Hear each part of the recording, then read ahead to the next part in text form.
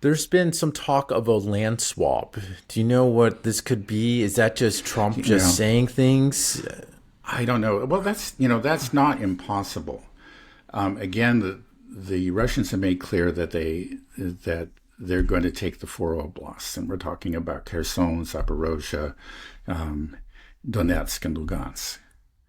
And currently they have virtually all of Lugansk. It's like 99.8% or maybe even 100. There's some controversy over that. They have most of Donetsk, and they're poised to take all of it. But they still have a ways to go in both Zaporozhye and Kherson. Now, if you're talking, there is a land swap that they might be open to, and that is the land that they have taken in the Kharkov region and also in the Sumy region, as well as in Dnipropetrovsk, which is it's just a very small amount of land, but they have taken a little bit of land, in that region as well. So I think the Russians would be open to swapping that land. They say, okay, we'll pull out of that. We've never said that that was our land. We didn't hold any referenda there, and it's not our land according to the Russian Constitution. So we can retreat from that, but we'll give that back to you, but we must take Kherson and Zaporozhye. I think I think that could be a land swap that the Russians could, agree to. Now, clearly, the Ukrainians are not going to accept that. Europe's not going to accept that. That's the problems we get into when you look at any of the, substantive details of any possible deal. It's just that even if Trump himself agreed to it, he's just going to have to fight.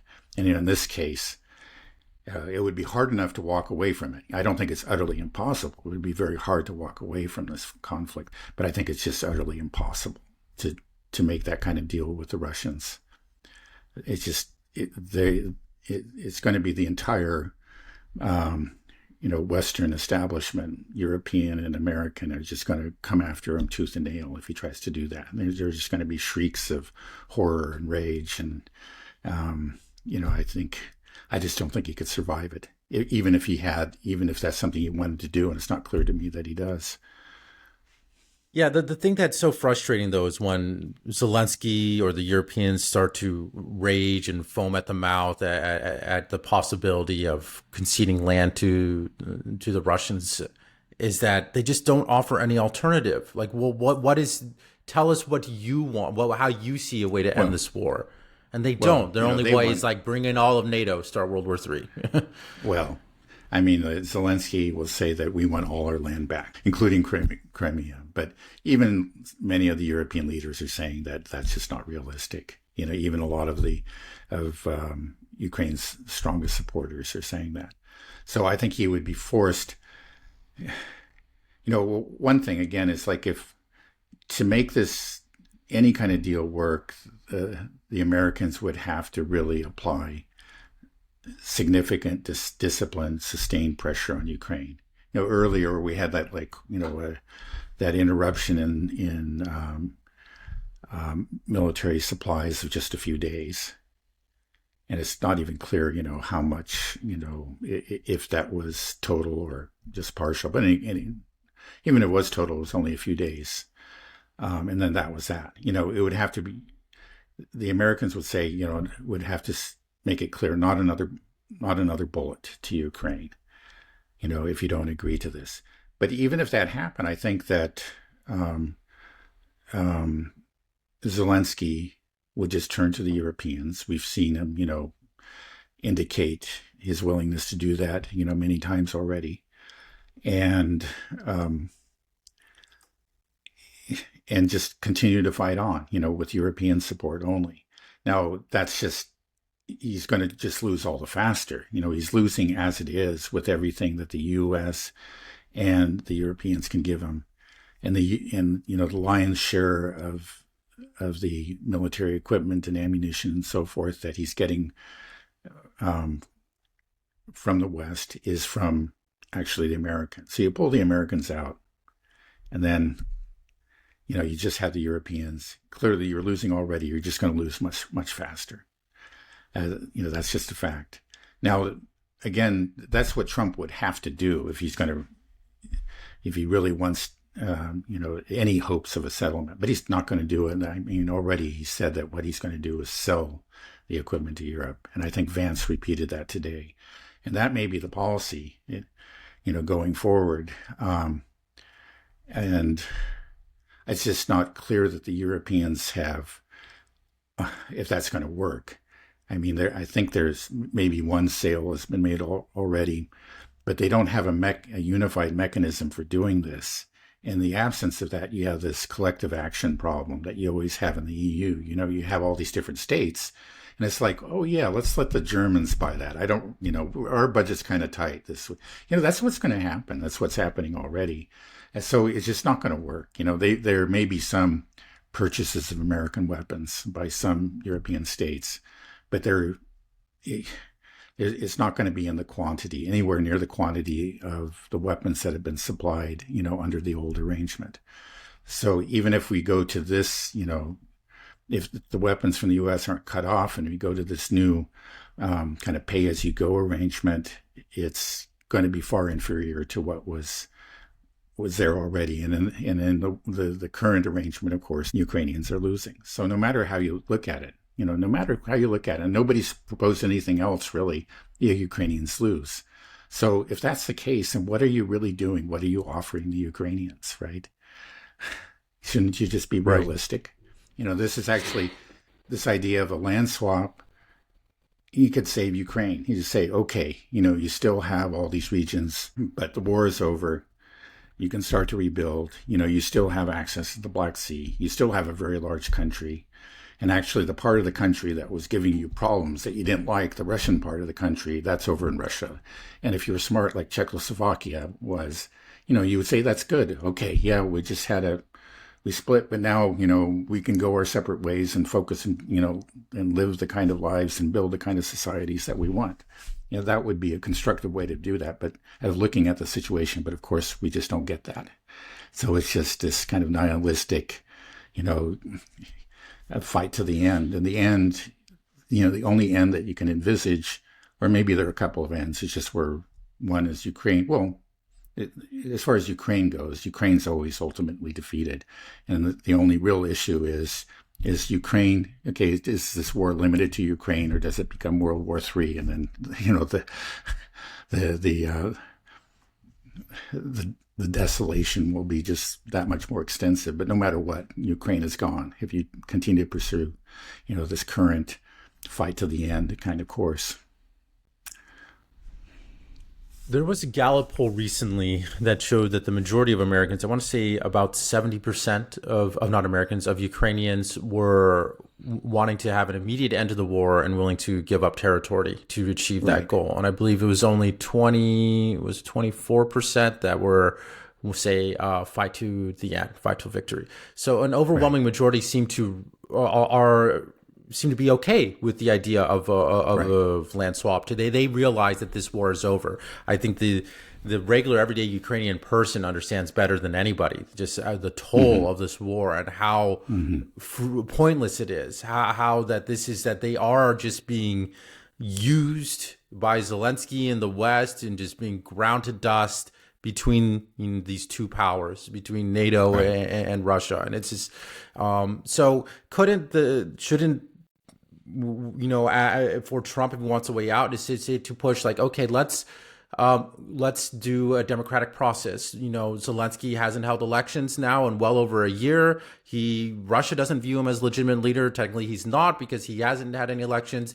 If we know that the overwhelming majority of Ukrainians want to end this war, are willing to give up land, then we could have somebody represent that. That's the whole point of democracy, right? We want to talk about defending democracy. Let's get a democratic process in here to help achieve that goal. Is that that seems like if I was brainstorming with Trump, if I was Putin, I'd be like, hey, let's do it this way. Right. Yeah. The problem is there's no politician that you can see anywhere on the horizon in Ukraine that actually represents that option. And in some ways you can say that the Ukrainians have the same problem that we have. They have a political class, they have an establishment that is resistant to the popular will.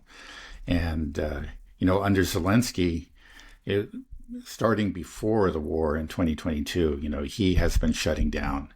eliminating the opposition, ab- ab- abolishing, opposition parties and opposition media, stripping opposition oligarchs of their assets, and in some cases,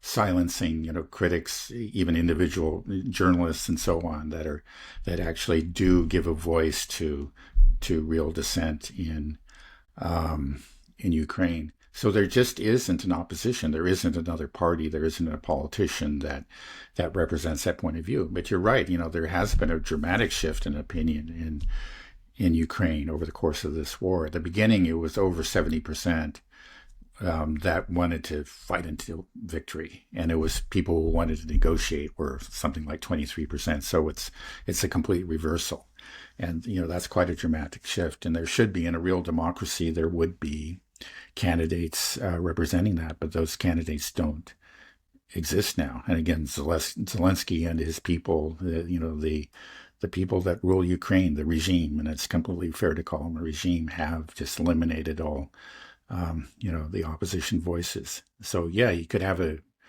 election and Zelensky could lose, but the person who replaced him would really be no different. It's terrifying just thinking about how quickly a country can just go full authoritarian and totalitarian.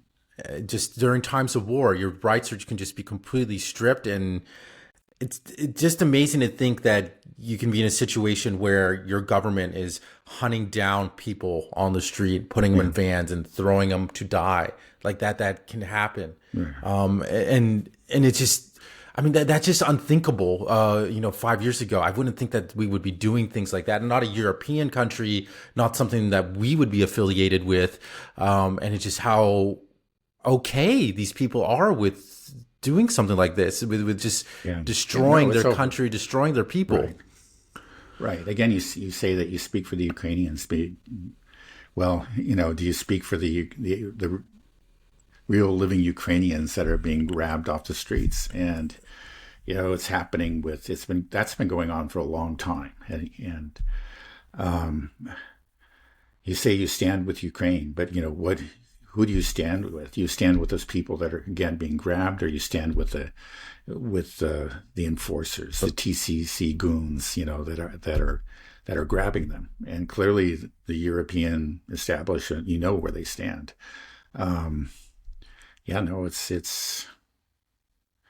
It is very disappointing. But one thing also remember, certainly these trends have accelerated during wartime, but they started before. All the things that we see happening, not the forced conscription, but the suppression of alternative voices, that started, beginning in 2014.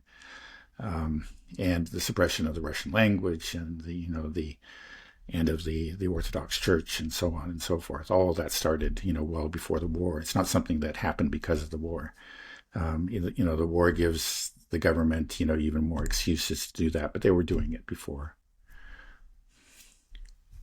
Yeah, it just makes me think that, could it something like that just happen here in the United States sometime, where all of a sudden, we were flirting with that suppression of speech. We had, thanks to Elon Musk and the X Twitter files, we saw how much that the government was censoring American people, and us just having little podcasts like this, could it just, that's just always a possibility that they could just, the government could just turn on you, and just they can, they can absorb these companies and tell them what they got to do and censor people and round people up. It's just, it's terrifying that that can happen.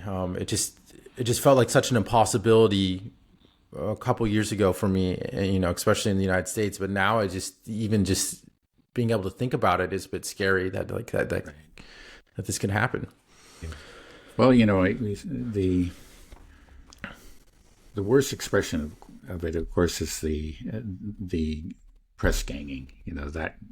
That's just the street violence perpetrated by the government. You can look at it that way, and the suppression of alternative voices and so that we saw that under Biden. Again, you mentioned some of that. Under Trump, we're a long ways from there. But some of these, I want to be careful what I want to say because I know it's a complicated issue.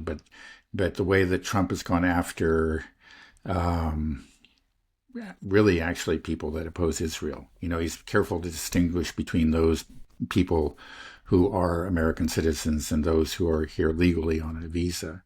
But it does make you a little bit worried, like maybe, which is, I think it's actually wrong. Again, I think previous Supreme Court decisions have made it clear that even non-American citizens, who are here legally do have a right to freedom of expression. So what he's doing I think, is unconstitutional. But, just the kind of the brazenness of some of these arrests, and it's the kind of the gleefulness with which the Trump and his people have carried it out. It does make you a little bit nervous. Like, is this going to extend to more? Is this just the beginning? I think there's right. That's under Biden, I was completely with the so-called right-wing critics of Biden's overreach and the attacks on free speech. But under Trump, I think some of the left-wing critics have really, some valid arguments to make. And I think it is kind of worrying. So it's not clear where, if it happens in the U.S., it'll be, it'll be different from Ukraine. We don't have band rights per se, but it's not clear where it'll come from. I think if it'll come from the so-called right or the so-called left, or it's probably most likely it'll be some sort of very unhappy fusion of the two. Right. Yeah. No, it's just something we have to watch out for. These our liberties can be taken away pretty quickly. We found that out. Okay, let's just wrap up what's going on in Ukraine just a little bit with the summit. So how do you see Zelensky handling this and the Europeans handling this, and what do you think they might do to potentially sabotage it, or how will they respond to this Trump summit meeting, this Putin summit, Trump summit? Well, they have already made clear their displeasure, both Zelensky and the Europeans, and they've had meetings and they've made statements. And they put forth their alternative proposals, which is the same old things, basically a ceasefire with no promises that Ukraine won't become a NATO member at some point. And so that they're doing they're openly opposing, and Zelensky is already shooting it down, which I think was actually a little bit foolish on his part. He should be a little bit more subtle about it to try to stand on Trump's good side. And then there's been an increase in drone attacks by the Ukrainians. And again, I was in Nizhny Novgorod just a couple days ago, and apparently there was a drone attack within the Nizhny Novgorod oblast, not the city, which is where I was, but in the same oblast. And that's actually had an impact on us. It's when there are drone attacks or potential for drone attacks that the internet tends to be shut down temporarily, because a lot of these drones apparently actually make use of mobile cellular telecommunications to guide them. And so you get these sudden outages of the internet, and that may be the reason that we had some problems getting the show started. So yeah, it may be that we've seen this happen in the past. It seems very foolish to me, but it's actually the kind of the way Ukrainians do things. They're angry. They don't like the fact that these negotiations are going on, so they lash out. Maybe the idea is, again, that they want to provoke the Russians into doing something, but the Russians won't be provoked. So I think it's very foolish. There's always the potential for some false flag or whatever. There's clearly both the Europeans and the Ukrainians are dead set against this. They're very nervous about it. They're very unhappy, and they'll do what they can to sabotage it.